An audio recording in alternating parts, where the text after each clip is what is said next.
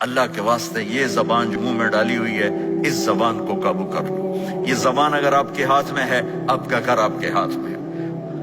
کچھ نہ دو کسی کو لیکن میٹھا بول دے دو تو وہ راضی ہو جاتا.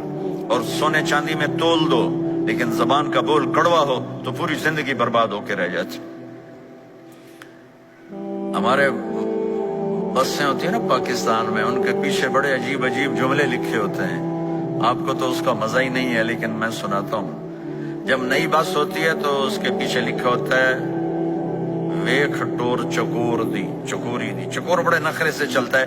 مجھے پہلی دفعہ پتا چلا جب میں زامبیا گیا، مجھے جنگل میں لے گئے تو وہاں میں نے چکور کو آزادی سے چلتے دیکھا تو مجھے پتا چلا کہ واقعی پاکستان کی بسیں صحیح لکھتی ہیں، چکوری جا رہی ہے چکوری. جب تھوڑی پرانی ہو جاتی ہے تو اس کے پیچھے لکھا ہوتا ہے ہارن دے کر پاس کریں. جب تھوڑی اور پرانی ہو جاتی ہے تو لکھا ہوتا ہے یا پاس کر یا برداشت کر. جب وہ تھوڑی اور پرانی ہو جاتی ہے تو ایک ملنگ بنا ہوتا ہے اور نیچے لکھا ہوتا ہے نہ چھیڑ ملنگن. اور جب وہ پرانی کو رنگ رنگ لگا کے دوبارہ روڈ پہ لاتے ہیں تو اس کے پیچھے لکھا ہوتا ہے خدا نے ایک بار پھر دلہن بنا دیا. یہ تو ہو گئی فضولیات.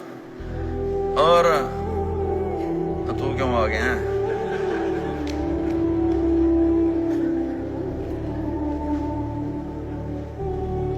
لکھا ہے حضرت وقت پورا ہو چکا ہے، میری موت ہونے آ گئی.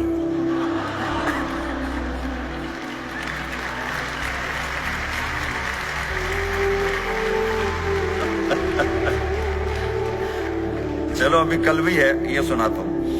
ایک دفعہ میں جا رہا تھا گاڑی میں تو میں نے ایک بس کو کراس کیا تو اس کے پیچھے ایک جملہ لکھا تھا، وہ آپ کو سناتا ہوں. ایک جملہ لکھا تھا دل، بہت بڑا دل. آگے لکھا تھا برائے فروخت، دل بیچنے کے لیے کوئی لے لو.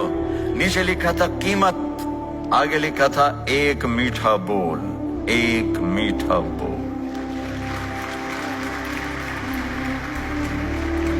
آپ ایک میٹھا بول بولنا سیکھ لو، اولاد کے لیے، اولاد ماں باپ کے لیے، بھائی بھائی کے لیے، بہن بہن کے لیے، ماں بچوں کے لیے، بچے ماں باپ کے لیے، خامند بیوی کے لیے، بیوی خامند کے لیے. اللہ کی قسم ان کا گھر خوبصورت ہو جائے گا، آباد ہو جائے گا. یہ میرے نبی کی ایک زندگی ہے، مختصر سا میں نے بتا دیا ہے. ٹائم تو پورا جب ہوگا جب اللہ بلائے گا، لیکن آ رہا ہے سوالوں نے کہتا پورا ہو گیا تو چلو میں کہتا ہوں پورا ہو گیا. السلام علیکم ورحمۃ اللہ.